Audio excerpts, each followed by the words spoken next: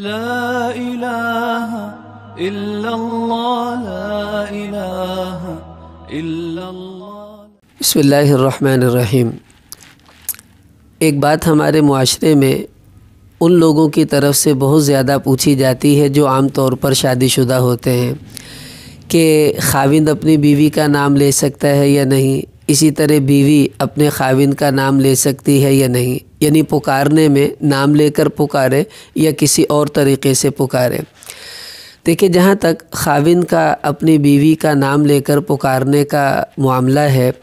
اس میں تو کوئی حرج نہیں ہے، کیونکہ یہ بات سنت سے ثابت ہے۔ رسول اللہ صلی اللہ علیہ وسلم جب اپنی بیویوں کو مخاطب فرماتے تھے تو آپ ان کا نام لے کر ہی ان کو مخاطب کرتے تھے، یا عائشہ یا میمونہ یا زینب وغیرہ وغیرہ۔ اور جہاں تک بیوی کا خاوند کا نام لے کر پکارنے کا تعلق ہے تو اگر تو بیوی غائبانہ طور پر اپنے خاوند کا ذکر کر رہی ہے، مثلا کسی مجلس میں بیٹھی ہے اور اس کے خاوند کا ذکر چل رہا ہے، تو وہاں وہ اپنے خاوند کا نام لے کر بتائے کہ وہ یہ کرتے ہیں، وہ یہاں جاتے ہیں، ان کی اتنی تعلیم ہے، یہ کاروبار ہے، تو اس میں کوئی حرج کی بات نہیں ہے، چونکہ یہاں نام لینا بطور تعارف اور بطور شناخت کے ہے۔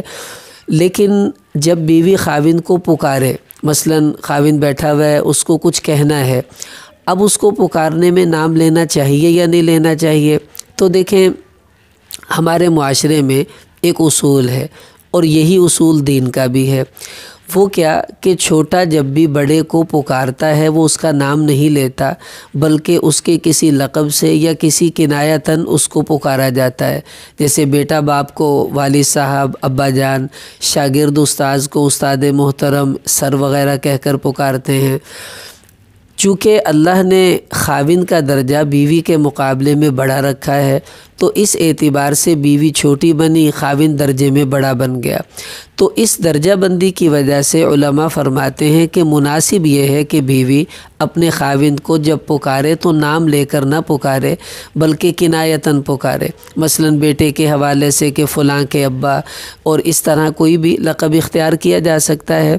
لیکن اگر وہ نام لے کر پکارتی ہے تو یہ مکروہ ہوگا، اس لیے کہ معاشرے کے عرف کے بھی خلاف ہے اور ویسے بھی درجہ بندی کے بھی یہ بات خلاف سمجھی جائے گی۔ لیکن اتنا سمجھ لیں کہ اگر بالفرض کوئی بیوی اپنے خاوند کا نام لے کر پکارتی بھی ہے تو اس کو گناہ نہیں ہوگا، چونکہ اس چیز کا تعلق ثواب اور گناہ سے نہیں ہے، یہ آداب سے تعلق رکھنے والی چیزیں ہیں، اور آداب میں جتنی رعایت رکھی جائے اتنا ہی انسان اللہ کی نگاہ میں پسندیدہ بنتا ہے۔ اس لیے عورتوں کو چاہیے کہ اپنے خاوندوں کا نام نہ لیا کریں جب ان کو پکاریں، بلکہ ان کو کنایتاً یا کسی اور ایسے اشارے سے پکاریں جس سے وہ آپ کی طرف متوجہ بھی ہو جائے اور آپ کو ان کا نام بھی نہ لینا پڑے۔ ہاں، اگر پھر بھی کوئی عورت کہتی ہے نہیں مجھے اپنے خاوند کا نام ہی لے کر پکارنا اچھا لگتا ہے